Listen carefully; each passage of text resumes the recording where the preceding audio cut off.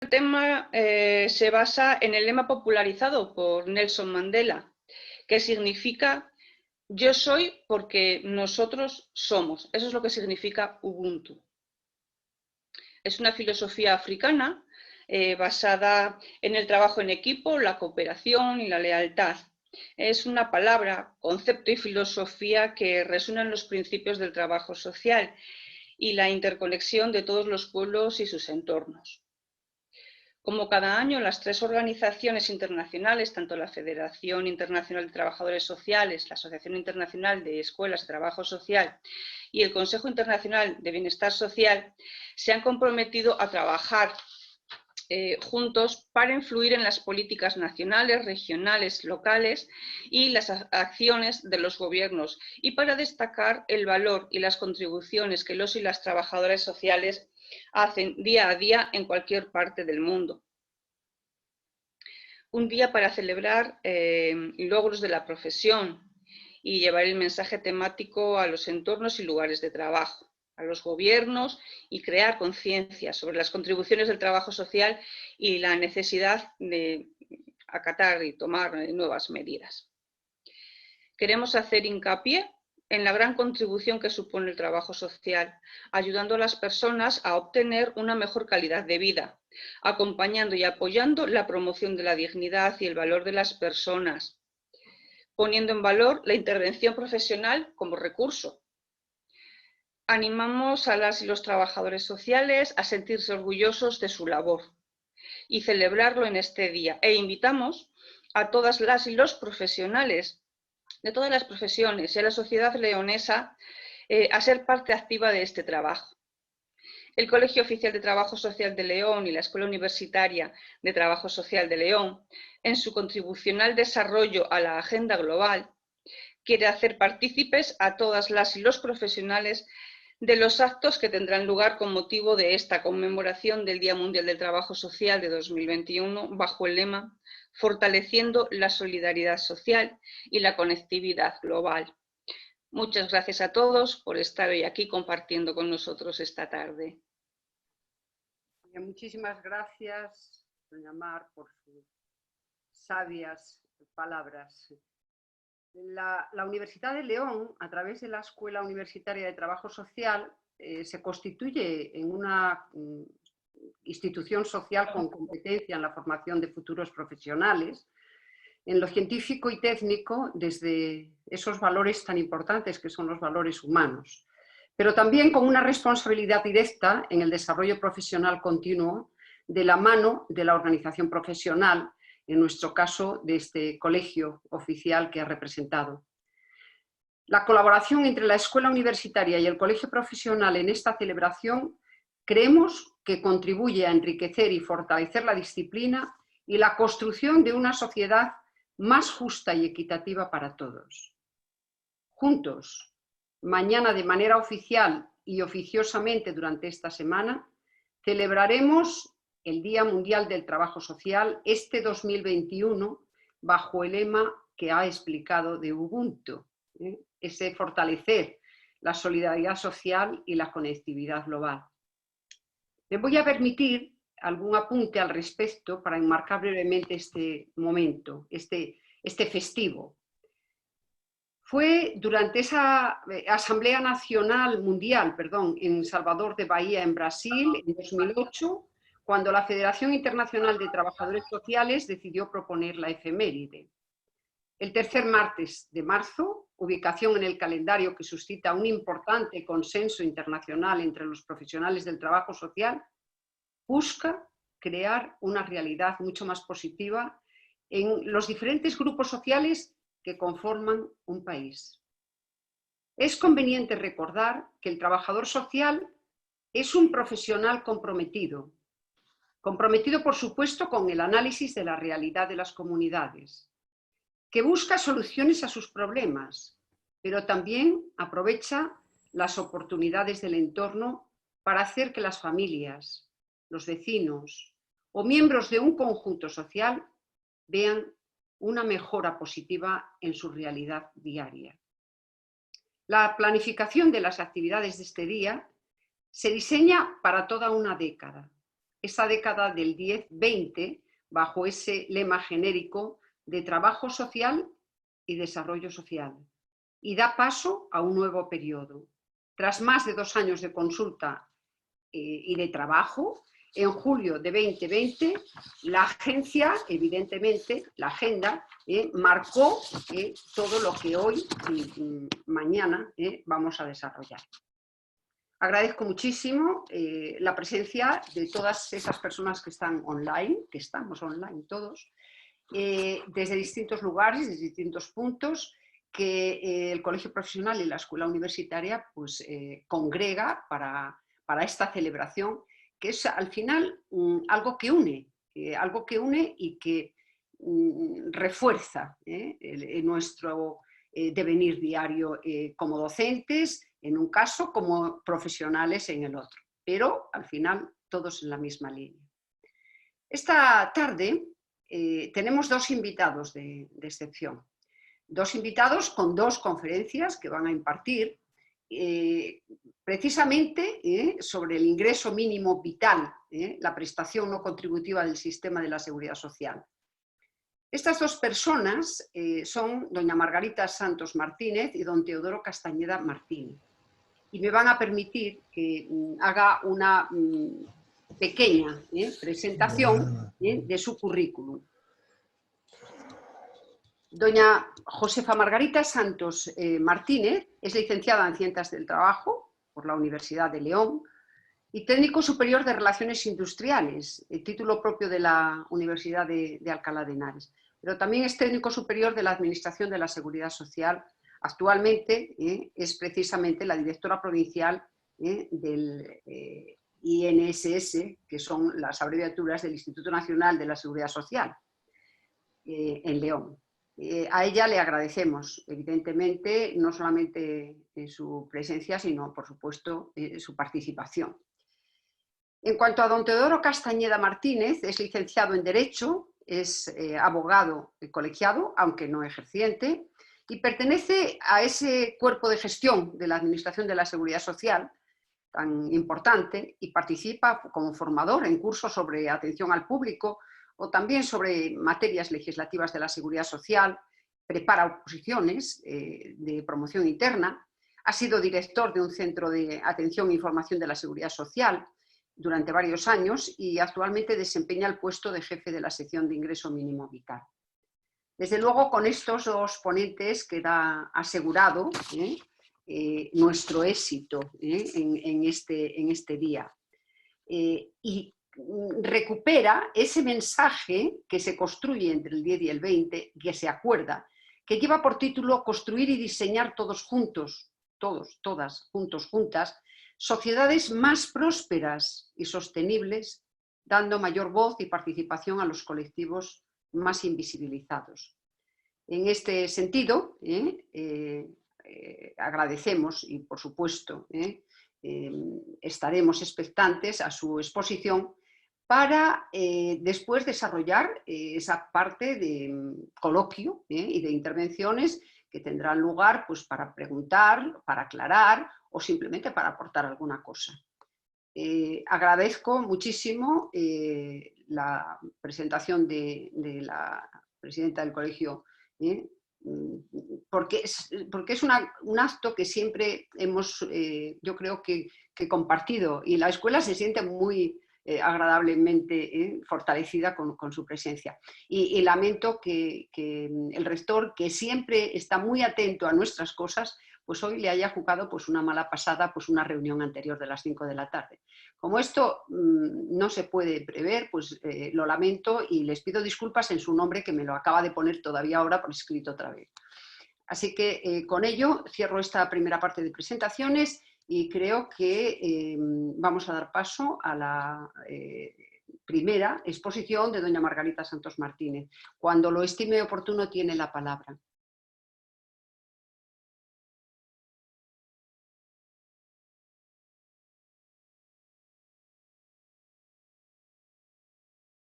Entiendo que está conectada.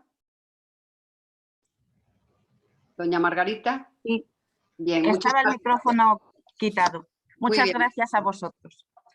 En primer lugar, agradecer a la Universidad de León, a la Escuela de Trabajo Social y especialmente a Lucía Llamazares su invitación a la celebración de este acto en el Día Mundial del Trabajo Social, en el que trataremos de la finalidad de la prestación del ingreso mínimo vital y su regulación básica. El ingreso mínimo vital es una prestación no contributiva de la Seguridad Social que garantiza unos ingresos mínimos a quienes carecen de ellos. Se recibirá siempre que se cumplan los requisitos de acceso y mantenimiento del derecho a la prestación. Por lo tanto, se garantiza que esta red de seguridad va a estar disponible para quien lo necesite. Desde el punto de vista de la evolución del sistema de la seguridad social, la creación del ingreso mínimo vital constituye un hito histórico que viene a equilibrar la configuración de un modelo integrado por una doble esfera, contributiva y no contributiva, en el que esta segunda ha sido hasta ahora un elemento secundario. De ahí la importancia de la configuración del ingreso mínimo vital como prestación no contributiva de la seguridad social. A partir del artículo 41 de nuestra Constitución, la doctrina constitucional concibe la seguridad social como una función del Estado.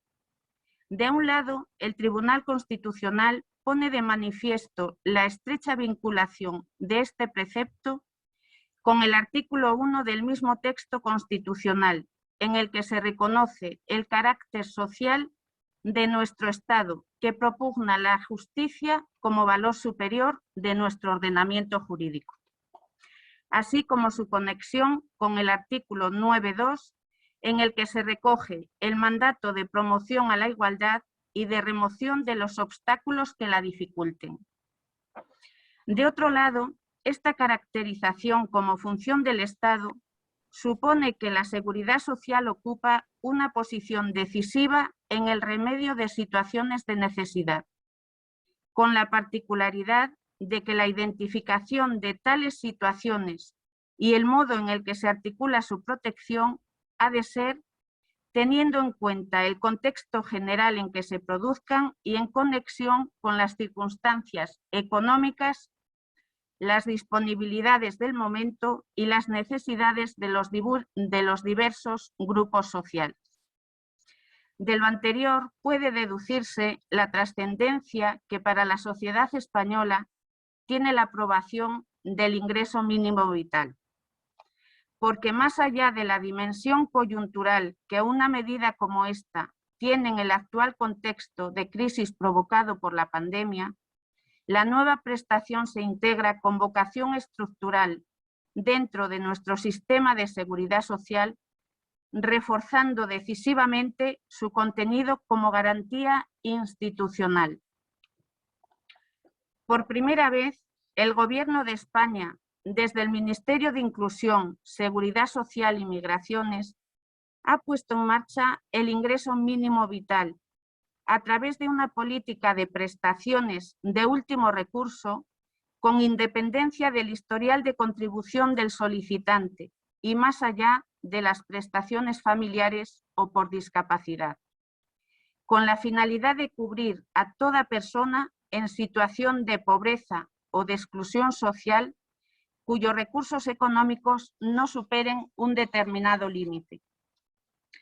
De la experiencia del pasado hemos aprendido que las estrategias de empleo e inversión social son importantes, pero no suficientes para reducir la pobreza, pues no todos los individuos de la sociedad forman parte de dichas estrategias.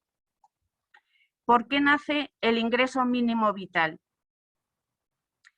España se encuentra entre los países de la Unión Europea con una distribución de la renta entre los hogares más desigual.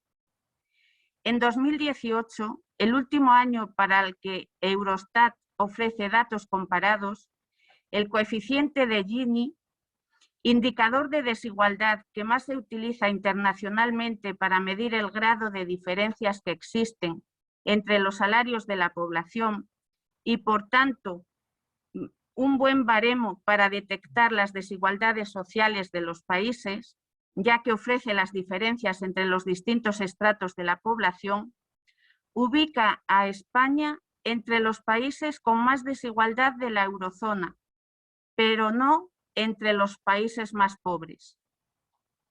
Los ingresos del 20% de los hogares de renta más baja representan tan solo una sexta parte de los ingresos del 20% de personas con renta más alta, mientras que en la Unión Europea esta proporción es de una quinta parte. Aunque las causas de estas altas tasas de desigualdad y pobreza son múltiples, un factor común es el débil efecto redistributivo del conjunto de la intervención del Estado en España en comparación con la mayoría de los países de nuestro entorno. Ello es derivado del menor desarrollo y financiación de partidas con claro impacto redistributivo, en especial la ausencia de una política estatal de garantía última de ingresos, como existe en la mayoría de los países europeos, y en parte también por el diseño concreto que han tomado nuestras políticas públicas. Ante esta realidad, como sabemos, han sido las comunidades y ciudades con estatuto de autonomía las que han ido configurando diferentes modelos de políticas de rentas mínimas. Estos sistemas han desempeñado un papel importante y relevante para la atención de las personas en situación de vulnerabilidad, tanto en momentos de crisis económica como en las etapas de crecimiento. Sin embargo, se trata de modelos muy diferentes entre sí, con variaciones muy sustanciales en su diseño y especialmente en sus grados de cobertura y nivel de protección. El resultado ha sido una heterogeneidad significativa en el acceso a las prestaciones sociales de las personas en situación de necesidad, muchas de las cuales continúan sin ser suficientemente cubiertas por nuestro estado del bienestar. La capacidad de las transferencias sociales diferentes a las pensiones para reducir la pobreza sigue siendo de las más bajas de la Unión Europea, especialmente entre los niños. Estas debilidades del sistema de garantía de ingresos español han sido puestas de manifiesto de manera recurrente en informes y recomendaciones procedentes de las instituciones europeas. A nivel nacional, la Autoridad Independiente de Responsabilidad Fiscal, en su informe sobre rentas mínimas, señalaba que, a diferencia de lo que ocurre en la mayoría de los países europeos, España no contaba con una prestación que cubriera el riesgo general de pobreza. Por otro lado, ponía de relieve que el sistema de ingresos mínimos en España está fraccionado y presenta disparidades territoriales. Con carácter general, las cuantías son bajas y falta cobertura.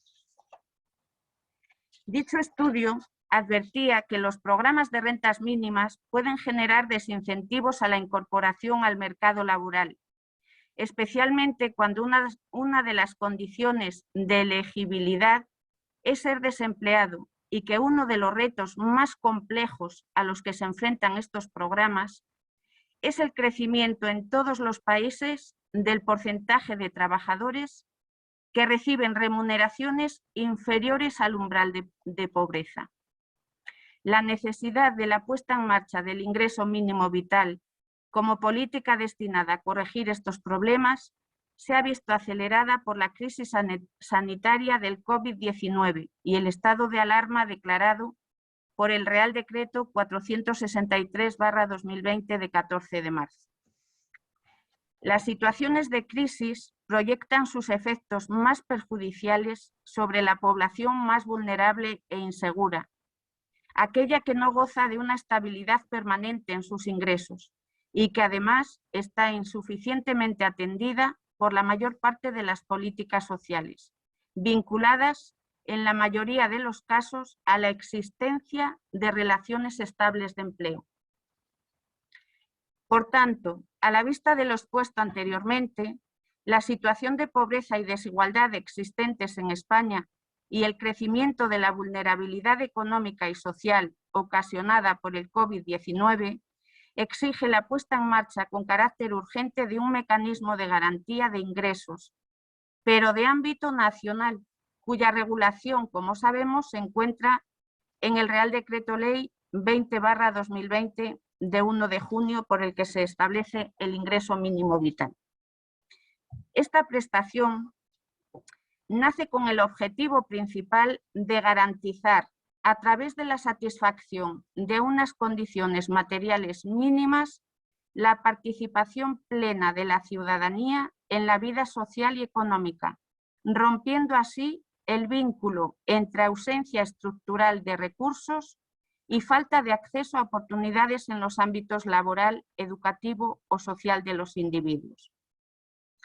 La prestación, por tanto, no es un fin en sí misma, sino una herramienta para facilitar la transición de los individuos desde la exclusión social que les impone la ausencia de recursos hacia una situación en la que puedan desarrollarse con plenitud en la sociedad. La forma concreta que tomará su inclusión social variará en función de las características de cada individuo. Para algunos será el acceso a oportunidades educativas, para otros la incorporación al mercado de trabajo. Este objetivo de inclusión condiciona de manera central el diseño de la prestación, que incorporando las mejores prácticas internacionales, introduce un sistema de incentivos buscando evitar la generación de lo que los expertos en política social han llamado trampas de pobreza. Esto es, que la mera existencia de prestación inhiba el objetivo de inclusión social y económico de los receptores. Así entendido, el ingreso mínimo vital no es una política dirigida a grupos o individuos concretos, sino que atendiendo a aquellos que en un momento determinado sufren situaciones de exclusión y vulnerabilidad, protege de forma estructural a la sociedad en su conjunto. Esta política actuará así como un seguro colectivo frente a los retos que nuestras sociedades se enfrentarán en el futuro próximo. Carreras laborales más inciertas, nuevas vulnerabilidades como la puesta de manifiesto por la crisis de COVID-19, transformaciones económicas asociadas a la robotización o el cambio climático y, en general, una mayor volatilidad en los ingresos y los empleos. Problemas frente a los que casi nadie será inmune, pero que afectarán especialmente a los grupos sociales más vulnerables. Para concluir, indicar que la aprobación del ingreso mínimo vital, como ya he dicho, constituye un cambio histórico, ya que el Estado garantiza en todo el territorio nacional un suelo de ingresos a todos los hogares, de tal forma que la población española está protegida como nunca lo había estado frente a situaciones de pérdida repentina de sus ingresos o frente a problemas estructurales de exclusión social, ya que las prestaciones contributivas, como las pensiones o el seguro de desempleo, ayudan fundamentalmente a quienes tienen una posición relativamente estable en el mercado de trabajo. Sin embargo, apenas alcanzan a cubrir a quienes no pueden integrarse laboralmente o a quienes lo hacen de forma precaria. Por el contrario, el ingreso mínimo vital es una prestación no contributiva y tanto el derecho a percibirla como su importe dependen únicamente de los ingresos actuales que tenga cada hogar, por lo que se focaliza completamente en quien más lo necesita. Como además se financia con los ingresos fiscales provenientes del conjunto de la población, se convierte en la medida de política social más redistributiva de cuantas existen en España. Para finalizar, quiero agradeceros el compromiso y la labor que realizáis como profesionales en primera línea de la realidad social, garantes de los derechos sociales de la ciudadanía, especialmente de los colectivos más vulnerables, a los que tanto ayudáis buscando mejorar sus condiciones de vida, sus condiciones sociales y laborales, y a los que transmitís la confianza y esperanza que necesitan. Muchas gracias. Bien, muchísimas gracias por esta clarificadora exposición que nos ha hecho y para pensar, además, en muchas de las ideas que nos ha lanzado. Emilia. Sí, creo que la segunda presentación tiene o es a cargo de don Teodoro, como decíamos antes, y yo creo que le pasamos directamente la palabra a él. Vale, buenas tardes. Gracias a todos, gracias a la universidad, gracias a la escuela, gracias a todos los organizadores, gracias también a la Dirección Provincial del INS. Yo os voy a explicar este Real Decreto Ley, que espero que se esté viendo en pantalla o esté compartiendo en pantalla. No sé si lo estáis viendo, necesitaría que me lo confirmarais. Si se está viendo concretamente es el edificio del INS. Si estáis viendo Se ve en pantalla. correctamente. Sí que Vale. se ve perfectamente. Sí. Perfectamente, pues veis el edificio tan maravilloso que tenemos, ¿verdad? Nuevecito. Bueno, pues si os parece, empiezo con mi intervención porque el tiempo ya será breve y la materia es mucha, por lo tanto veremos una pequeña parte, lo que nos dé materialmente tiempo a verlo. Bien, este Real Decreto Ley, que es muy reciente, pues ya llevamos varias modificaciones al respecto. Realmente es muy nuevo y como todas las cosas nuevas, pues requieren afinarlas. La última modificación que hemos tenido es del 4 de febrero del año 2021 y supongo que pues habrá alguna modificación más porque al ser tan nueva es lo normal que nos pueda pasar.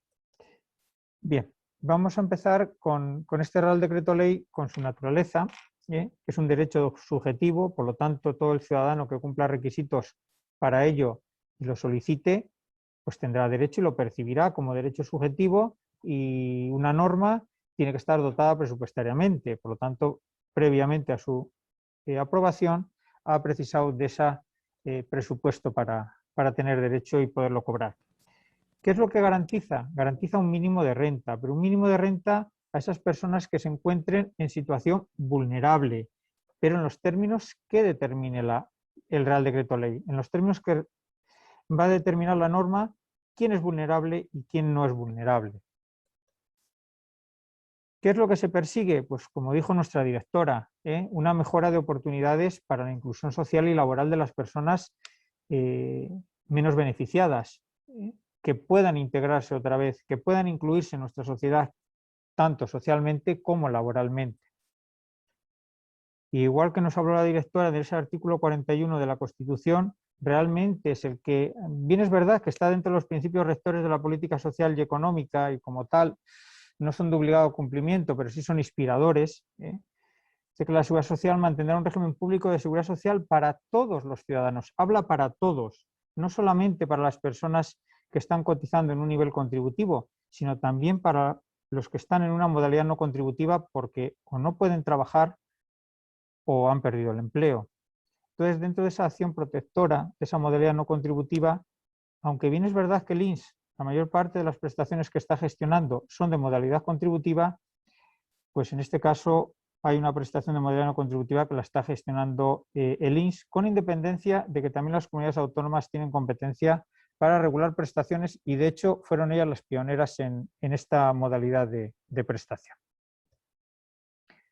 Las características de esta prestación es que viene a garantizar un mínimo de renta. Por lo tanto, quien ya tenga una mínima renta, pero no llega a la renta suficiente, por lo tanto no tiene recursos suficientes, ¿qué es lo que se va a tener derecho? ¿Qué es lo que se va a garantizar? Pues la diferencia entre los recursos económicos que se pueda tener algunas personas a título individual, porque viven solas, otras personas porque forman una unidad de convivencia, se va a garantizar unos mínimos ingresos. Por lo tanto, quien no llega a esos ingresos habrá que pagarle la diferencia para que llegue a ese mínimo, vamos a decir, de supervivencia.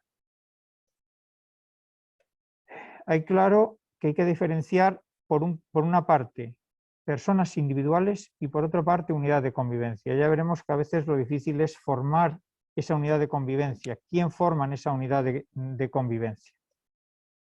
La duración, a diferencia de otras prestaciones que tienen un límite en la duración, aquí la duración es ilimitada. Mientras exista esa vulnerabilidad económica, mientras exista el cumplimiento de los requisitos, no hay límite en el tiempo. Por lo tanto, es una garantía también de futuro. Hola, somos 107. Al final, lo que se está configurando, y en este caso, es una red de protección que lo que permite es un tránsito desde una situación de exclusión social a la posibilidad de participar dentro de la sociedad. Bien, como todas las prestaciones de seguridad social, y así nos lo marca la Ley General, dice que es una prestación intransferible, no podrá ofrecerse en garantía de obligaciones, por lo tanto no podemos en un contrato nosotros decir que mira, es que yo pongo de garantía la prestación. No puede ser ni cedida total ni parcialmente, ni puede ser objeto de compensación, descuento, retención o embargo. Pero tendríamos que ir luego también, remitirnos también a la ley de enjuiciamiento civil. La ley de enjuiciamiento civil, bien es verdad, que declara que es inembargable las cuantías inferiores al salario mínimo interprofesional. Lo que exceda del salario mínimo interprofesional, al igual que los salarios, también será embargable. Y también en este caso se podrá descontar en favor de pensión compensatorias en favor de excónyuges o pensiones alimenticias en favor de los hijos. Por lo tanto, algún descuento sí se puede hacer, ¿eh? O sea, que no es que realmente no se pueda hacer ningún tipo de descuento o embargo, sí se puede hacer. Bien, cuestiones importantes. Por un lado tenemos el domicilio. Es muy importante el domicilio en el que están las personas, por lo tanto es conveniente que cada persona se empadrone en el lugar que realmente está viviendo, para evitar problemas a la hora de la gestión. ¿Qué es importante también? ¿Quién forma parte de la unidad de convivencia? Y, por supuesto, la vulnerabilidad. En la vulnerabilidad se va a valorar varias cosas. Por un lado, los ingresos, por otro lado, el patrimonio y por otro lado, si se es administrador o no de alguna sociedad mercantil. Bien. ¿Quién pueden ser beneficiarios de la prestación? Tenemos que diferenciar, por un lado, unidad de convivencia y por otro lado, personas que viven de forma individual o personas que lo solicitan de forma individual. Los requisitos van a ser diferentes. Cuando se forma parte de una unidad de convivencia, lo veremos más adelante, ¿quién integra en una unidad de convivencia? Las personas de forma individual, ya hay una cuestión, tienen que ser una edad al menos de 23 años. Aquí ha habido un cambio, antes se marcaba un límite a los 65 años, ahora ya no hay límite de 65 años, pero en cambio sí se marca el que no pueden ser beneficiarias ni de una jubilación o de una incapacidad en modalidad contributiva, ni tampoco de pensión de jubilación o invalidez no contributiva.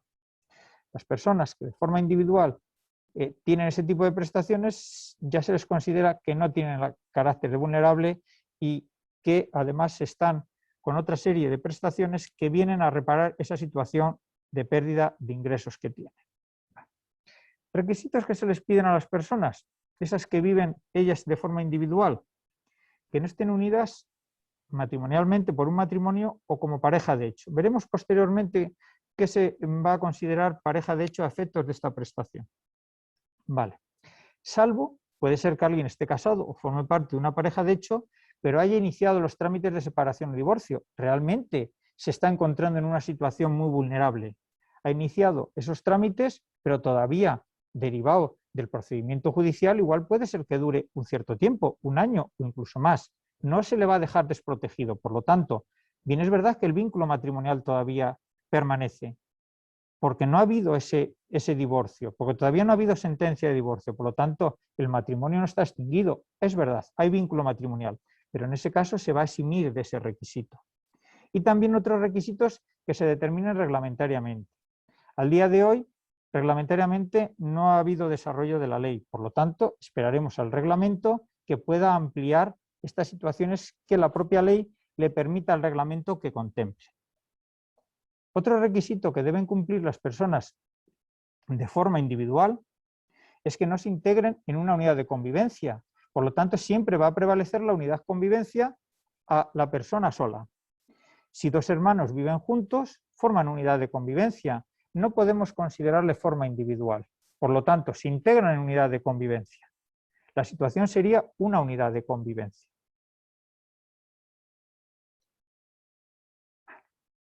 Respecto a la edad, que hablábamos de 23 años, se va a asumir también a personas que están en una situación muy delicada. Esas personas que han iniciado también los trámites de separación, una persona que se ha casado antes de los 23 años, ese matrimonio pues no llega a buen fin, y deciden separarse, inician los trámites de separación. Si le exigimos el requisito de edad de 23 años, la dejaríamos también desprotegida. Por lo tanto, se pide el requisito, eso sí, que sean mayores de edad, que tengan 18 años, que tengan capacidad legal, que es la de 18 años. Igualmente, tampoco se va a exigir el requisito de los 23 años a las mujeres que hayan sido víctimas de violencia de género o víctimas de trata de seres humanos o explotación sexual. Bien, la ley ahora de forma positiva, ya que antes lo indicaba de forma negativa, nos está diciendo que podrán ser beneficiarios de esta prestación las personas que temporalmente sean usuarias de una prestación de servicio residencial de carácter social, sanitario, sociosanitario. Imaginaros una persona que por unas cuestiones médicas pues, pueda estar ingresada temporalmente en un hospital o en algún otro tipo de centro especial. Siempre y cuando sea temporal, pues no habría ningún problema para poder percibir la prestación. E incluso personas que están de forma permanente también podrían acceder a la prestación. Serían ya situaciones especiales. Las vamos a encontrar siempre en muchas excepciones a estas personas todavía más desprotegidas. Dentro de las personas desprotegidas todavía estas son más desprotegidas. Mujeres víctimas de violencia de género, mujeres víctimas de trata de seres humanos o explotación sexual. Por lo tanto, incluso aunque estén en un centro permanente, en un centro residencial permanente, no habrá ningún problema si cumplen el resto de requisitos. Y las otras excepciones que en un futuro reglamento se pudieran contemplar. Bien, vamos a entrar en uno de los requisitos a veces que es difícil de configurar, que son las unidades de convivencia. Cada vez las unidades de convivencia, bueno, pues pueden ser un poco más complejas, ¿no? Y es, ¿quién forma parte de una unidad de convivencia? Se la constituida por las personas que residen en el mismo domicilio. Por lo tanto, tiene que coincidir el mismo domicilio. Y tiene que haber una unión entre ellas. En este caso, un vínculo matrimonial o pareja de hecho. Eso por un lado. Y luego otro grado de familia, que es hasta el segundo grado por consanguinidad, afinidad o adopción. También entraría dentro de la unidad de convivencia las personas que están en situación de guarda con fines de adopción o acogimiento familiar permanente. Quiere decir que el acogimiento que es provisional no valdría. O sea, los acogimientos tendrían que ser o la guarda con fines de adopción o el acogimiento familiar permanente. Formarían parte de la unidad de convivencia. Vale.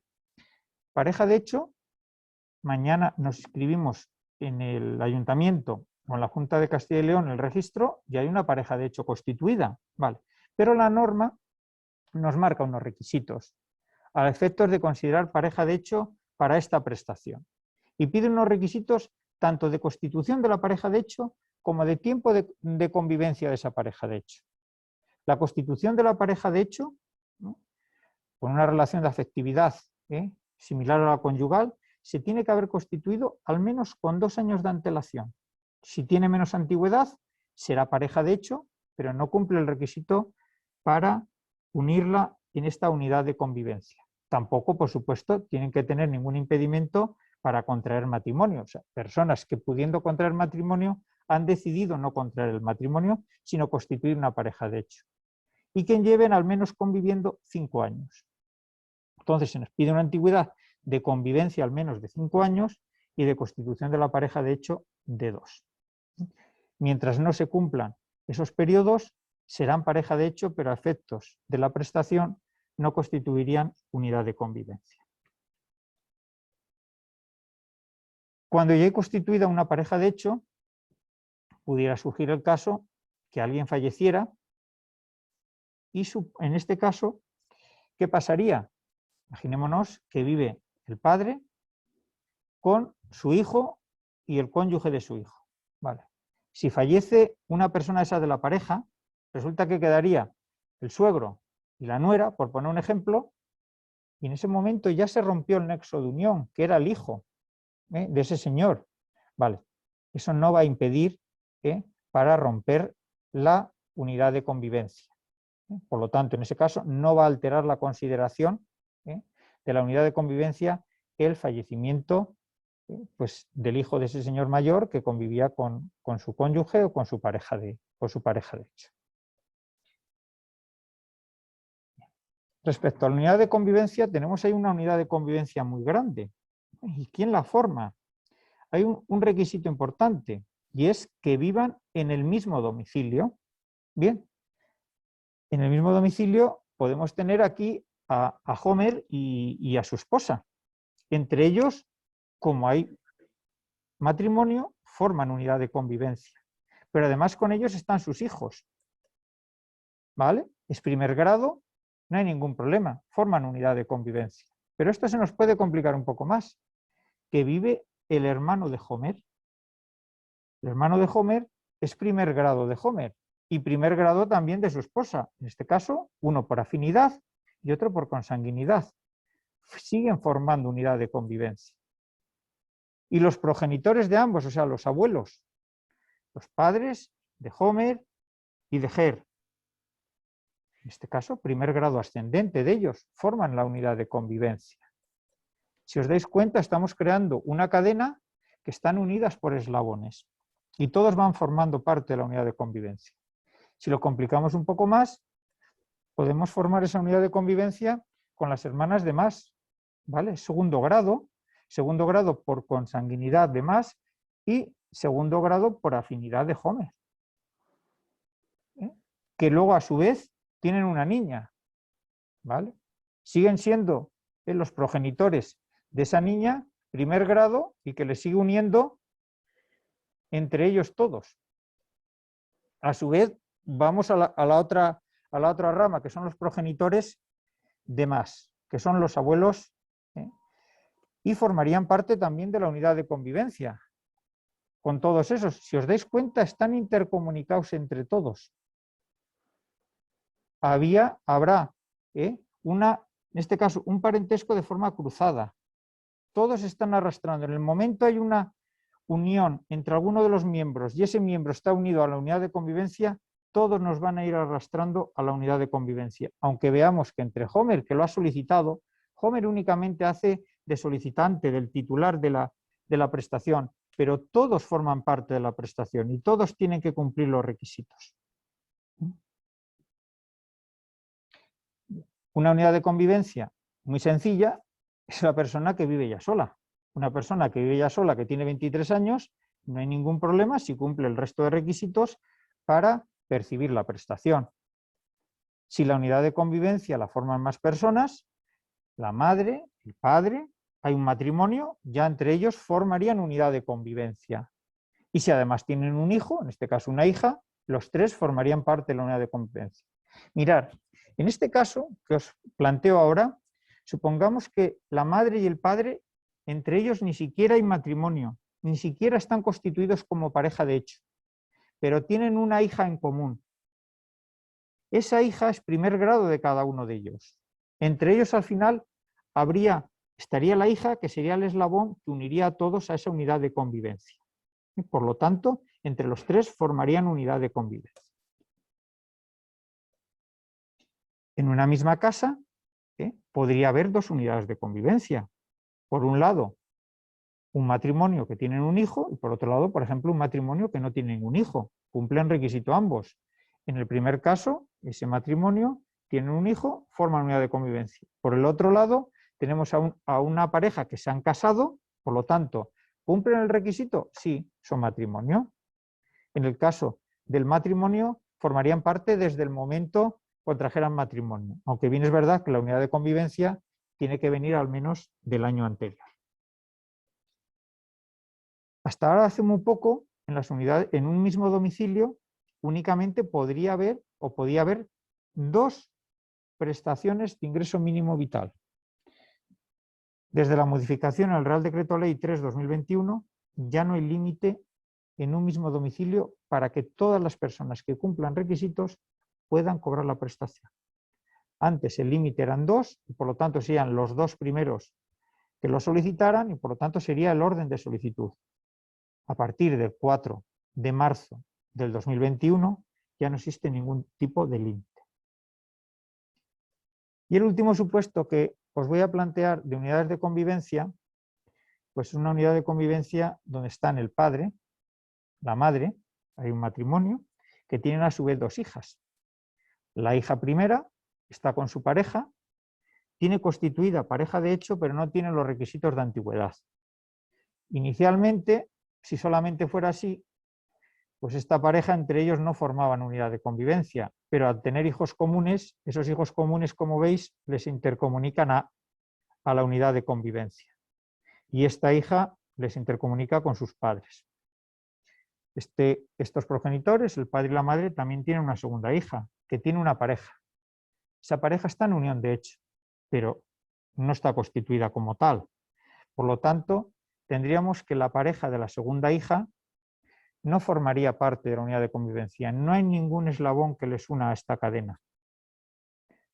¿Qué pasaría en este domicilio? Tendríamos una unidad de convivencia formada por el padre, la madre, la hija 1, la hija 2, la pareja de la hija 1 y los nietos de estos. Y habría otra persona que quedaría sola. Esa persona sola, de forma individual, podría también ser perceptora de la prestación.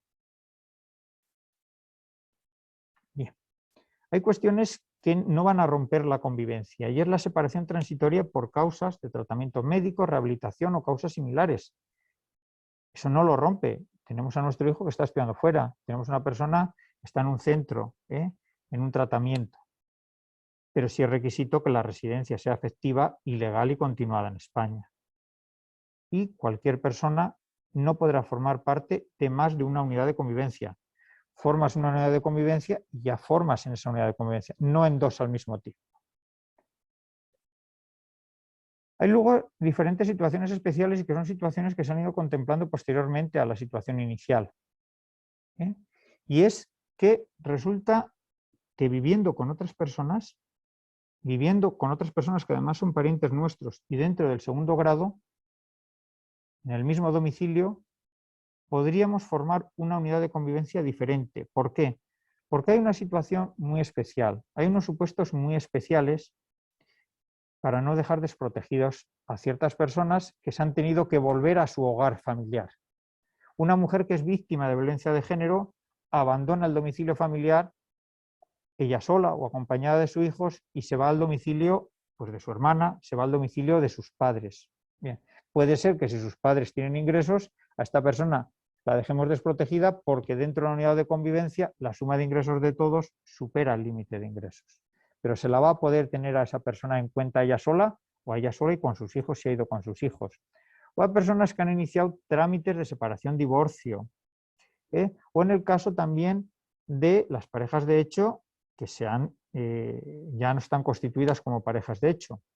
Y también tendríamos otro caso. Parejas de hecho que no fueron formalizadas, pero cada uno ha ido por su sitio y una de ellas, en este caso la persona que ha quedado desprotegida, ha solicitado los trámites para la guardia y custodia de los menores que tienen entre ambos. Y por último, nos podemos encontrar con personas que las han desahuciado, con personas que ha habido un accidente de fuerza mayor y se ha caído su casa. Esas personas se quedan sin vivienda, tienen que ir a algún sitio. Entonces, estos 3 casos, estas 3 situaciones, aunque hayan ido a vivir con sus familiares, podrían formar o se puede formar una unidad de convivencia específica para ellos, para estas personas vulnerables. Y no se tendría en cuenta a las personas con las que han ido a vivir. Pero solamente va a ser de forma temporal para 2 casos. Para los casos segundo y tercero, durante 3 años. Para el primer caso, que era la mujer víctima de violencia de género, no hay límite de tiempo. Por lo tanto, el caso B y el caso C volveríamos a una situación normal a partir del tercer año. Seguimos teniendo más situaciones especiales y situaciones especiales que son nuevas, muy recientes, de hace un mes, en los cuales nos vamos encontrando al aplicar la ley. Nos encontramos que hay ayuntamientos que para gestionar su padrón municipal pues tienen a personas empadronadas en establecimientos colectivos o a personas que carecen de techo y que hay que empadronarlas en algún sitio. Hay que dar una solución a esa situación. Entonces, como hay que dar una solución a esa situación, ¿qué va a pasar con esas personas? Que a esas personas se las puede hacer una unidad de convivencia específica para ellos. Para ellos, y aquí sí que se tiene en cuenta a sus familiares si viven con ellos o están incluso sin techo con ellos. Inicialmente hasta el primer grado, no hasta el segundo grado. Solamente se tendría en cuenta al segundo grado, por ejemplo, una familia que está el cónyuge y además está un nieto con ellos. Vale. Si ese nieto está con ellos y no está los progenitores de ese nieto, también se podría tener en cuenta al segundo grado para estos supuestos especiales de personas que no tienen vivienda, que el ayuntamiento les ha empadronado, pues a veces en un domicilio ficticio. Entonces, a esas personas se las puede también proteger y se las va a tener en cuenta como ese domicilio, aunque realmente igual ni siquiera pasen a dormir o solamente vayan a dormir por allí porque sea el albergue municipal. Concretamente, es que esas personas son las más desprotegidas, que ni siquiera tienen ningún tipo de recurso, ni siquiera tienen ningún inmueble ni la posibilidad a veces de alquilarlo. Por lo tanto, nos vamos a encontrar con situaciones de domicilios especiales que tenemos que darle un tratamiento. Personas que viven en un hotel, en un hostal, en una residencia. ¿Y cuál es el domicilio? El hotel que tiene el número 1 de la calle X. Es que allí hay 10 personas, es que hay 20, es que hay 30. Vale. Se va a considerar, si lo acredita como tal, a través de su contrato, que el establecimiento hotelero es su domicilio siempre y cuando acredite el uso individualizado de su habitación. También se está dando bastantes situaciones actualmente de personas que pueden vivir muchas personas juntas en un domicilio. ¿Vale? ¿Qué es lo que pasa? Estamos viendo ahora, sobre todo en las grandes ciudades, Madrid, donde hay un señor que alquila, pero alquila por habitaciones. Y hace un contrato de alquiler a las 5 o a las 6 personas que viven en ese domicilio. Cada una tiene su contrato de alquiler. Bueno, pues en ese caso lo pueden probar con ese título jurídico que ellos tienen el uso exclusivo pues, de la habitación 1, de la habitación, de esas 5 habitaciones, cada uno tiene el uso exclusivo. No pasaría nada. Cada una sería un domicilio diferente y así además con el contrato lo podrían acreditar.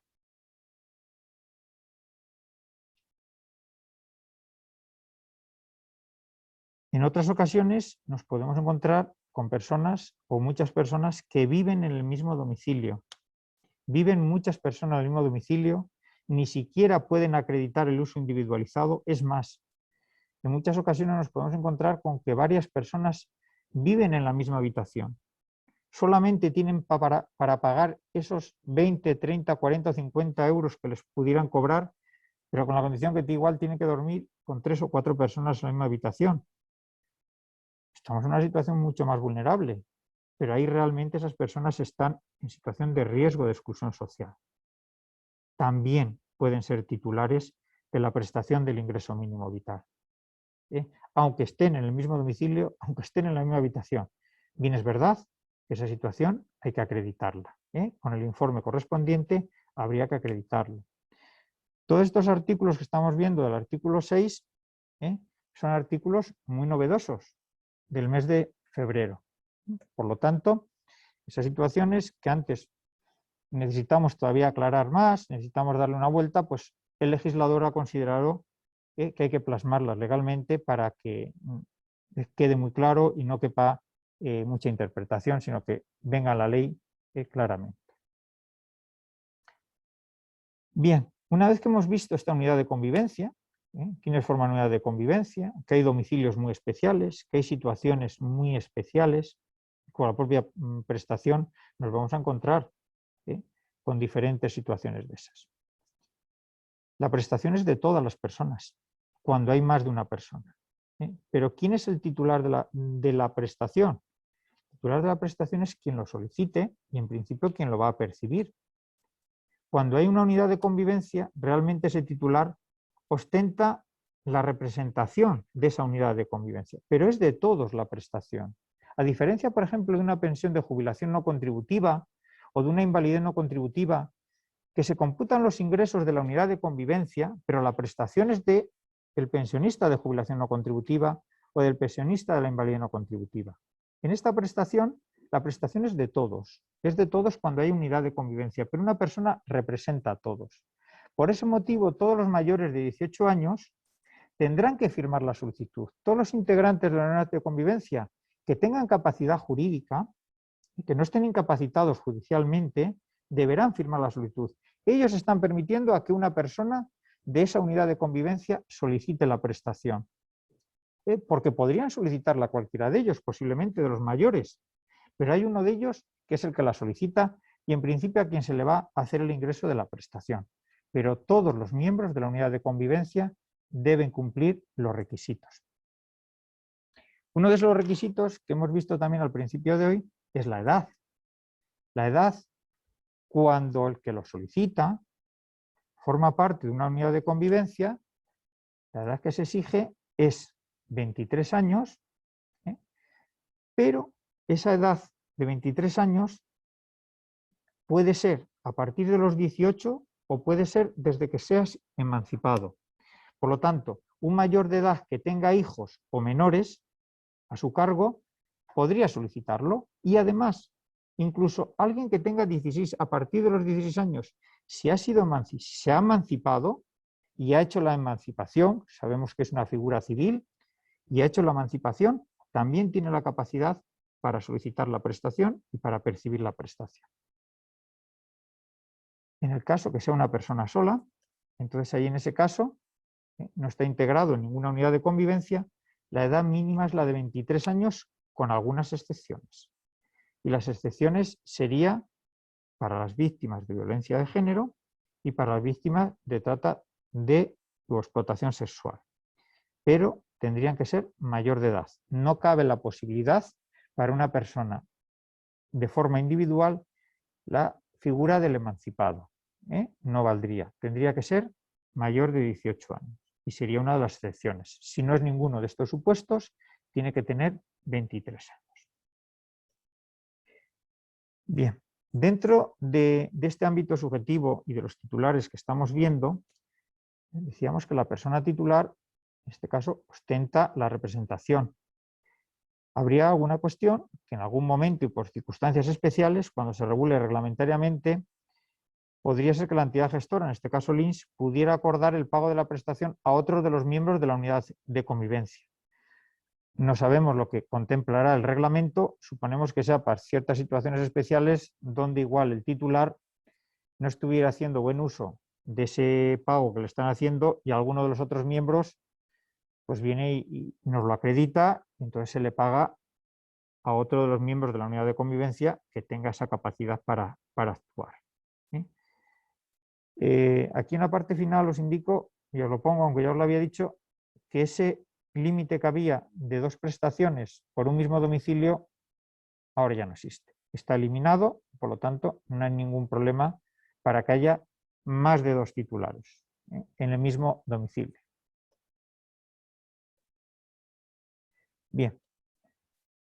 ¿Se exige residencia en España? Se exige residencia en España. Como todas las prestaciones no contributivas, uno de los requisitos es la residencia en España, residencia legal en España.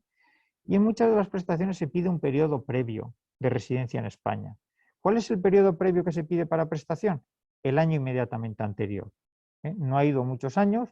Sabéis que en una pensión no contributiva son periodos mucho más elevados para una jubilación o para una invalidez. Aquí el periodo es bastante más pequeño, que es de un año. Incluso hasta ese periodo de un año se puede eximir y no exigir para los siguientes casos.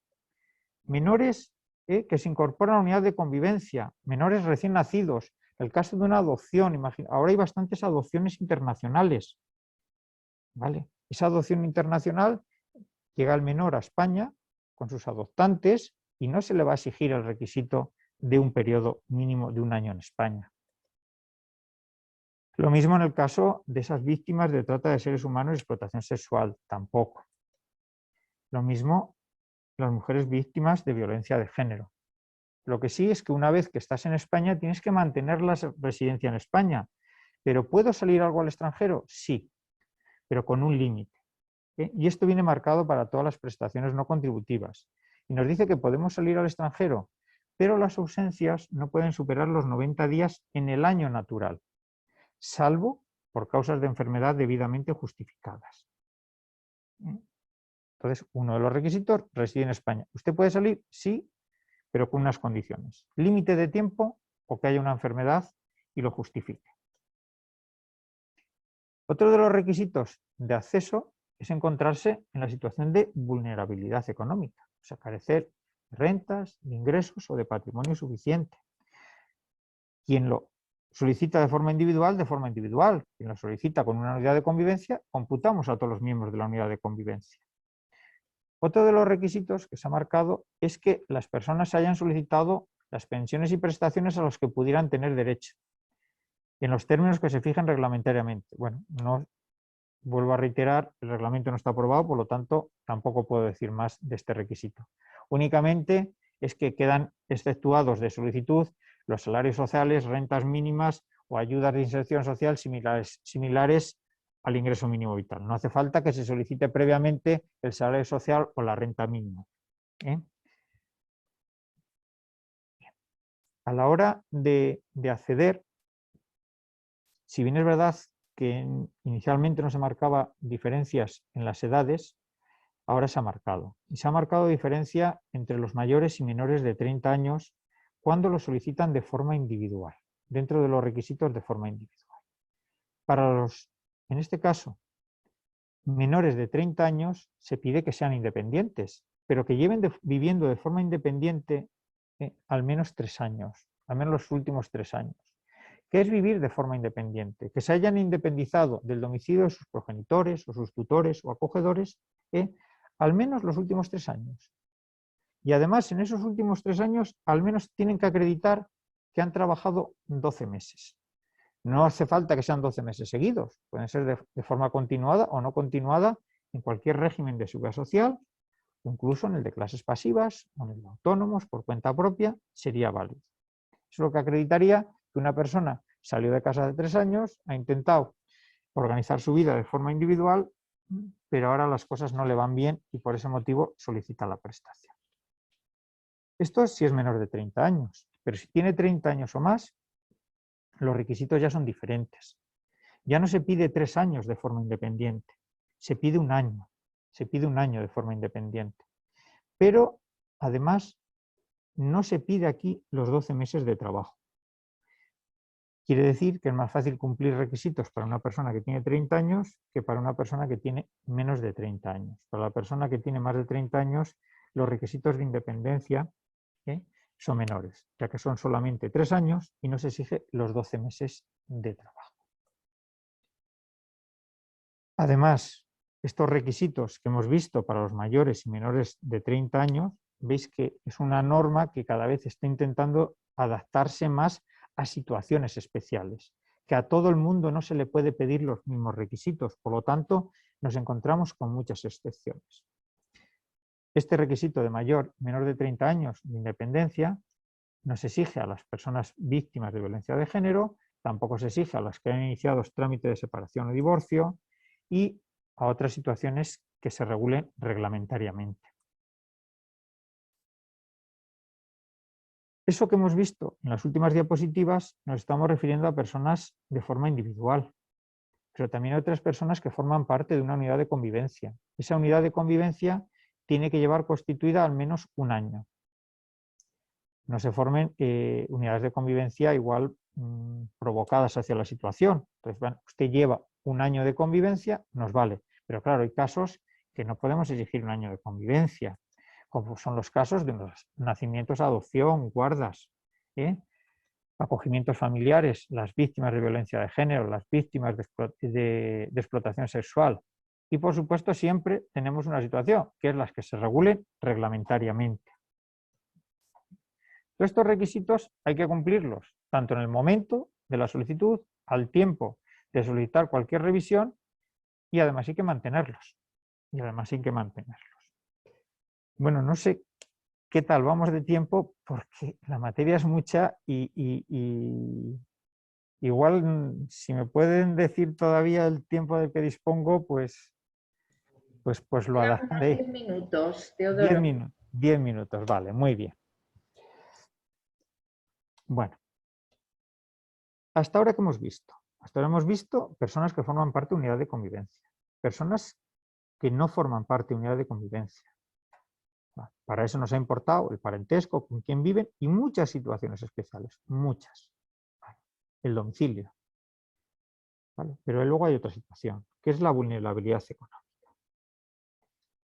Esa vulnerabilidad económica, si estamos de forma individual, importan los ingresos de forma individual de esa persona. Pero si forman parte de una unidad de convivencia, se van a computar los ingresos de todos los de la unidad de convivencia. Puede haber una persona de esa unidad de convivencia que está en situación muy precaria. Puede ser que los progenitores estén en situación muy precaria, pero conviven con uno de sus hijos que su situación económicamente es buena. Bueno, pues se van a computar los ingresos de todos.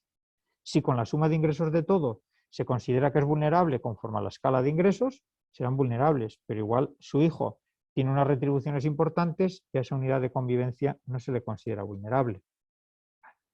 Entonces, se van a computar los ingresos y rentas anuales. Como norma general, se van a computar los del ejercicio del año anterior, aunque va a haber situaciones, si lo solicita el interesado, que se pueden tener en cuenta los ingresos del vigente año. Pero ¿cuál es el límite de ingresos? O sea, no se puede tener más ingresos de los que te corresponde de prestación. Es más, al menos hay que tener de ingresos menos de 10 euros de lo que te corresponde de prestación, porque si matemáticamente saliera una prestación inferior a 10 euros, no se cobraría prestación, ya que la prestación va a ser la cuantía de la prestación menos los ingresos. Por lo tanto, hay que tener al menos 10 euros de ingresos menos de lo que me marca la prestación. Siempre la prestación va a ser una cuantía por diferencias. Vale, pero no se computarán como ingresos los salarios sociales que se venían cobrando, las rentas mínimas de inserción y diferentes ayudas sociales no se van a tener en cuenta. ¿Cuándo no se va a apreciar que concurre el requisito vulnerabilidad? Hay una cuestión, que es una persona puede ser inicialmente no tenga ingresos, pero tenga patrimonio, tenga un patrimonio importante. Ese patrimonio incluso puede ser que no produzca ingresos. En algunos casos sí, pero en los casos que no produce ingresos también se va a computar el patrimonio que se tenga. Siempre se va a excluir la vivienda habitual. La vivienda habitual no se tendrá en cuenta dentro del patrimonio.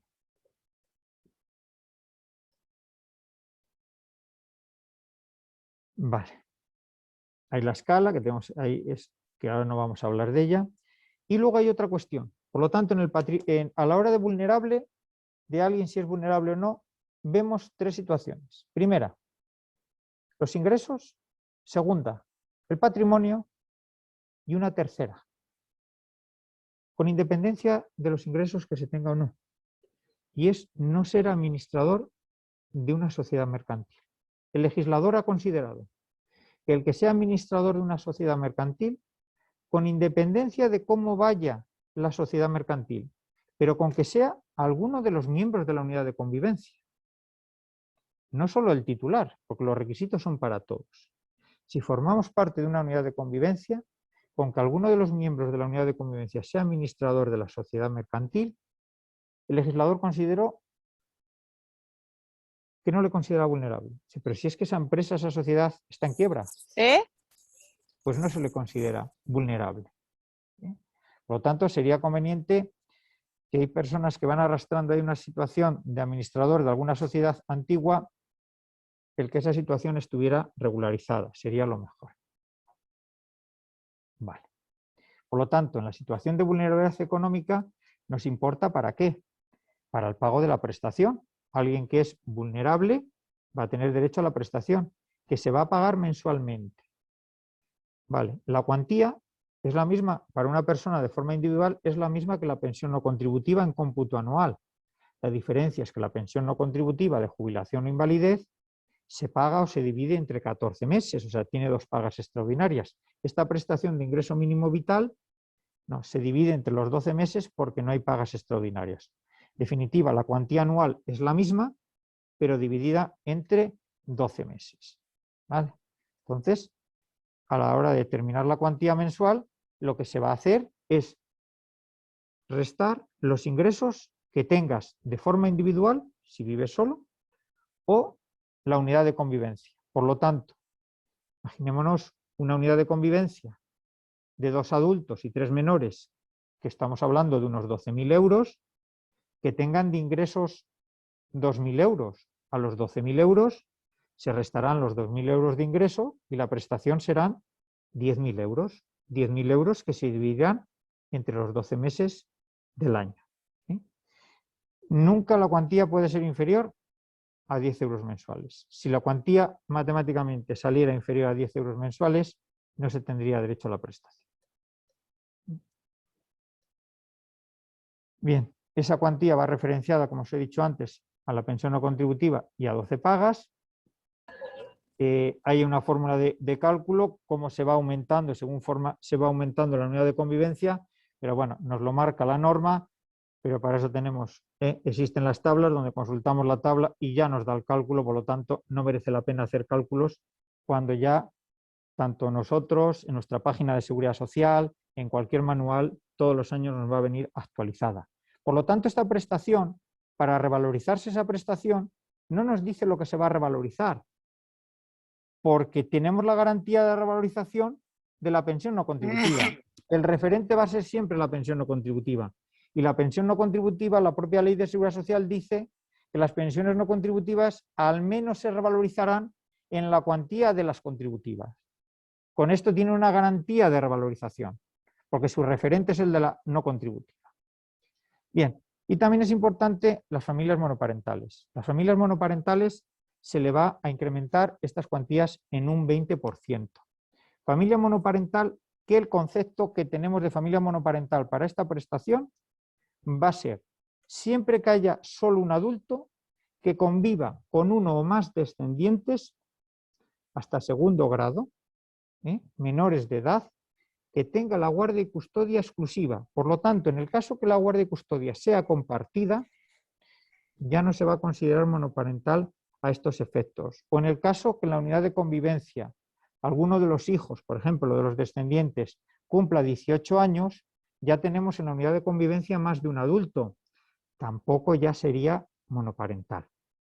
Luego hay situaciones ocasionales en las cuales el guardador o el progenitor se encuentra, por ejemplo, ingresado o está en prisión.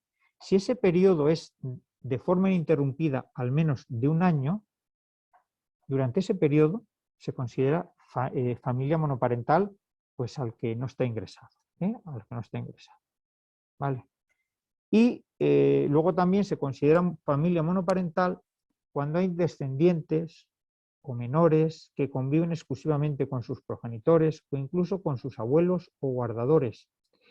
Si hay un tercer grado de dependencia, dentro del grado de dependencia tendrían que tener el tercer grado de dependencia, o también sería válido que tuvieran una incapacidad permanente absoluta o gran invalidez. Entonces, en este caso, también se entiende como unidad de convivencia monoparental en el caso de la formada exclusivamente por una mujer que ha sufrido o ha sido víctima de violencia de género. Es importante, por lo tanto, en todos estos casos que vemos a las personas que han sido trata de seres, que ha sido explotación sexual, que han sido víctimas de violencia de género. Es importante, aunque a veces es una situación delicada, pero si se tiene conocimiento, de acreditarla, ya que las condiciones y a veces la cuantía de la prestación varía. Por lo tanto, en ese caso sería muy importante a la hora de solicitarlo, quien pueda acreditarlo, que lo acredite. Bueno, creo que ya se está llegando a mi tiempo, entonces únicamente decir que el gasto de alquiler de vivienda está contemplado en la norma, que se puede incrementar un 10%, pero estamos en la situación que no está desarrollado reglamentariamente, no está desarrollado reglamentariamente. Ya para finalizar os quería dirigir a nuestra página de Seguridad Social, que os puede ayudar bastante. Os puede ayudar bastante.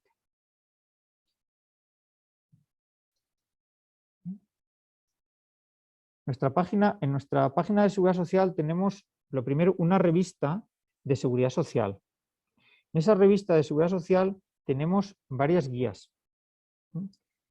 Tenemos, a ver si me deja pincharla desde aquí. Espera.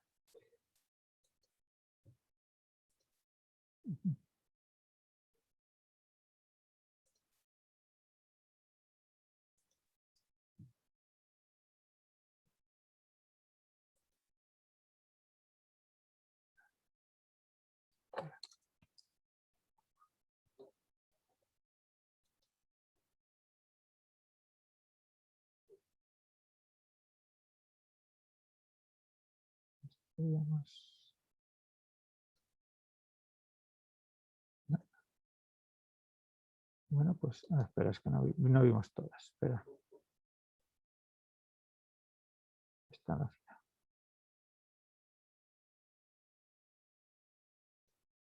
Vale, ahí la tenemos, ¿vale? En nuestra página de Seguridad Social hay una parte específica de la propia página de Seguridad Social y hay además una revista. En esa revista de Seguridad Social habla mucho del ingreso mínimo vital, incluso nos explica o tiene unos tutoriales de si tengo derecho a la prestación de ingreso mínimo vital, de cómo solicitarla, nos ayuda muchísimo, incluso nos ayuda si precisamos incluso alguna atención. Tenemos un servicio de atención de citas previas, pero telefónica. O sea, se concierta una cita previa y la Seguridad Social le llama al ciudadano a la hora que él ha concertado la cita previa y se pone en contacto con él. No precisaría desplazarse para aquí. El tutorial, además, nos dice, yo esto de todas formas os lo pasaré, cómo entrar en esa página, nos ayuda. Tiene un pequeño tutorial de unos segundos y ahí nos va introduciendo pues, en la página de Seguridad Social, nos va llevando cómo podemos concertar una cita previa. También le hay cómo solicitar el ingreso mínimo vital, cómo entrar en el simulador del ingreso mínimo vital. Por lo tanto, simulador, metemos una situación real, la vamos metiendo, vamos contestando las preguntas y nos dice si tenemos derecho o no tenemos derecho. Vale. Lo que estáis viendo ahí, pues es ahora la hora de cumplimentar una cita previa, que puede ser tanto con certificado digital o sin certificado digital. Se va concertando, se pone nuestro nombre y luego nos da la posibilidad de elegir la oficina, el horario, el día. Si es presencialmente, pues acudimos a la oficina en ese horario. ¿Que no es presencialmente y preferimos que nos llamen? Vale, pues tenemos que estar pendiente que a la hora que hemos seleccionado nos van a llamar y nos van a ayudar a gestionar nuestra prestación. En este caso, estaríamos evitando pues, a veces muchos desplazamientos innecesarios y sobre todo para personas que viven en la zona rural. Nosotros lo que queremos es que las personas no tengan que desplazarse para hacer muchos trámites, porque a veces significa muchos kilómetros para esas personas y les podemos dar otro tipo de atención. Posiblemente esas personas no utilicen otros medios, pero el teléfono sí lo utilizan.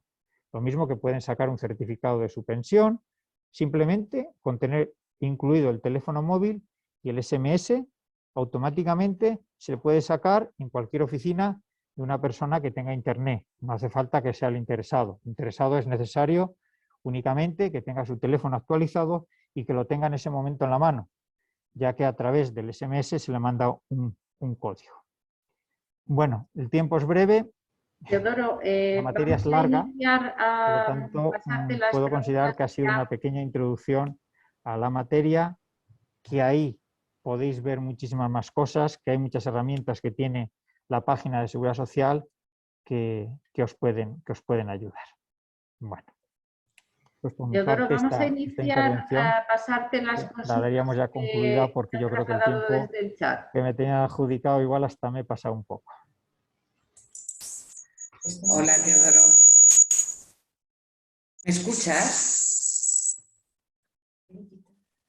Teodoro, ¿me escuchas? No me oye.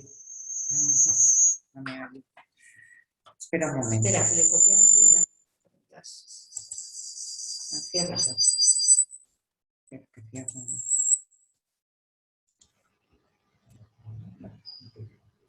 Vamos a pasarle, parece que Teodoro no tiene audio, entonces vamos a pasarle las preguntas a través del chat. No, no oigo. No. Es que la veo con el micrófono cerrado, ¿eh? ¿Me parece? Sí.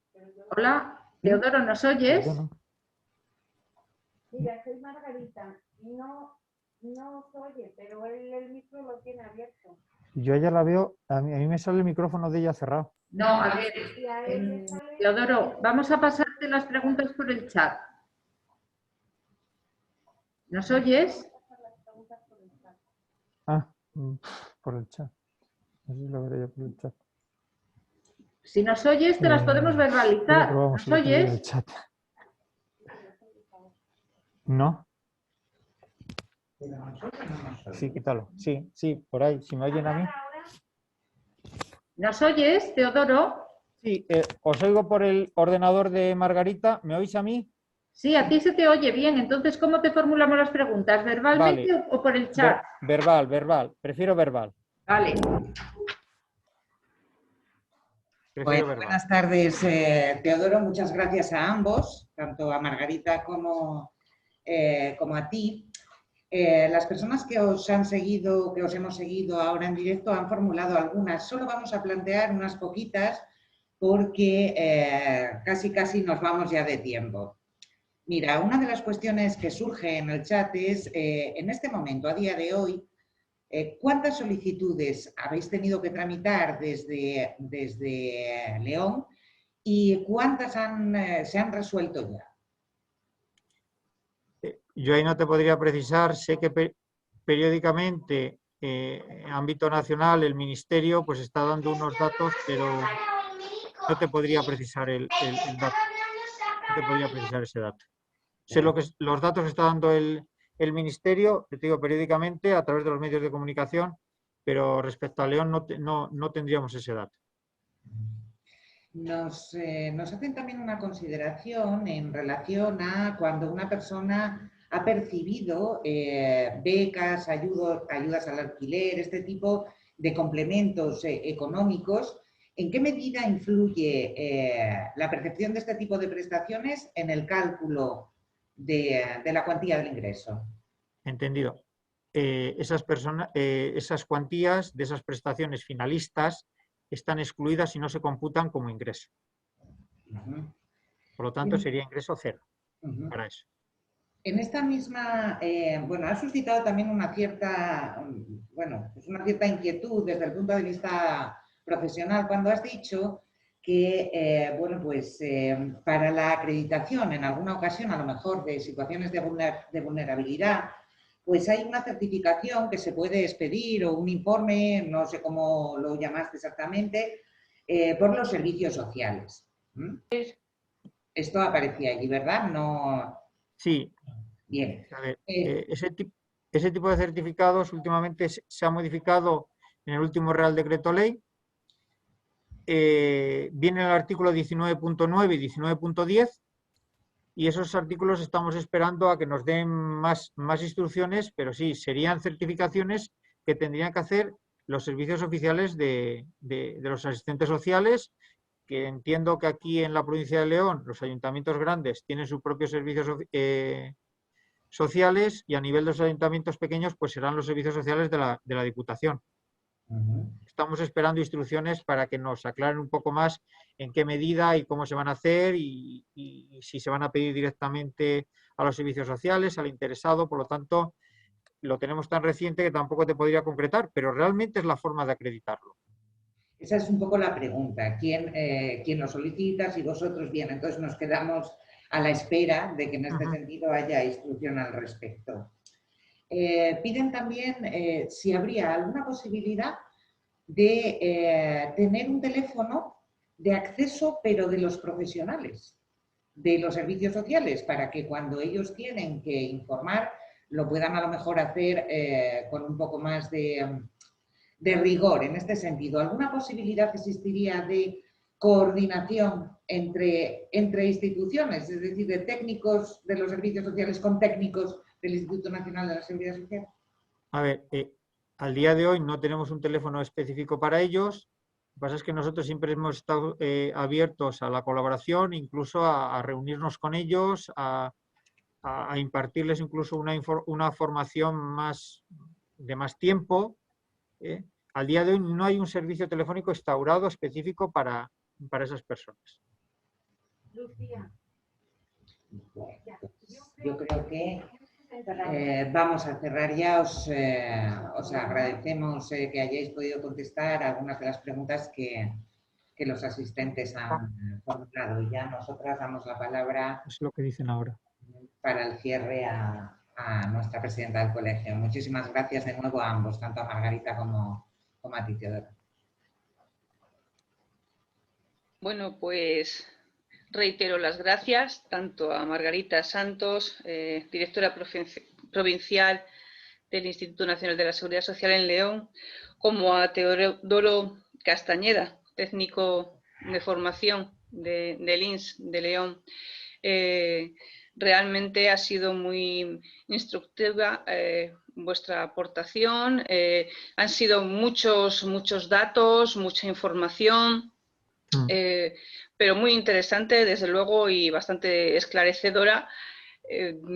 Quedan cosas por ahí, siempre algunos hilos pendientes, al menos desde, bueno, para las trabajadoras y trabajadores sociales, que bueno, con una buena disposición de trabajo entre unas y otras instituciones, yo creo que podemos llegar a alcanzar pues ese éxito, ¿no?, que queremos con esta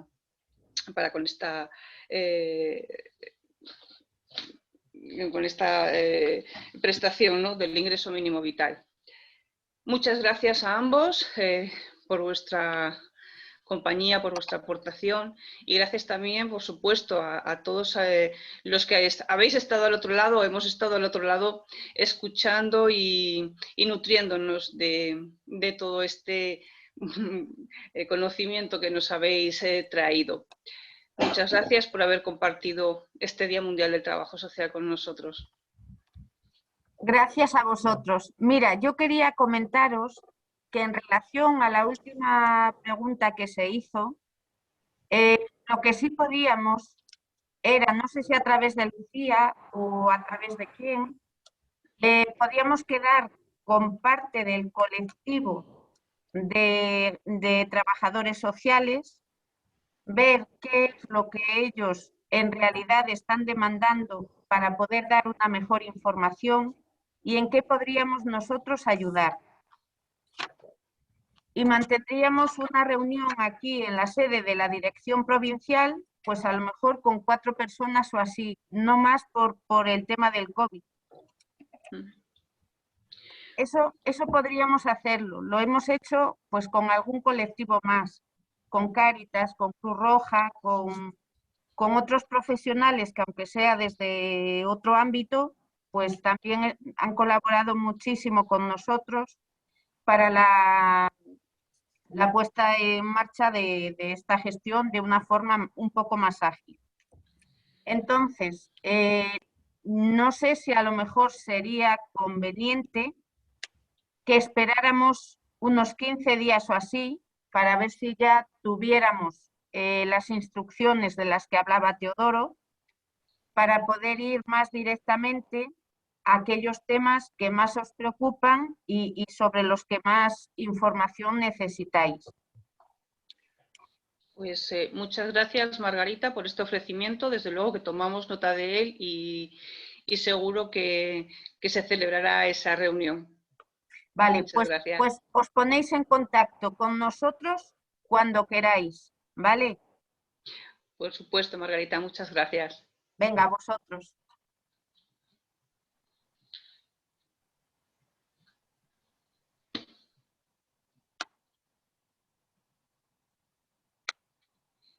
No sé, Lucía, Monse, no sé si damos ya por concluida. Ya está cerrado, Mar. Muy bien.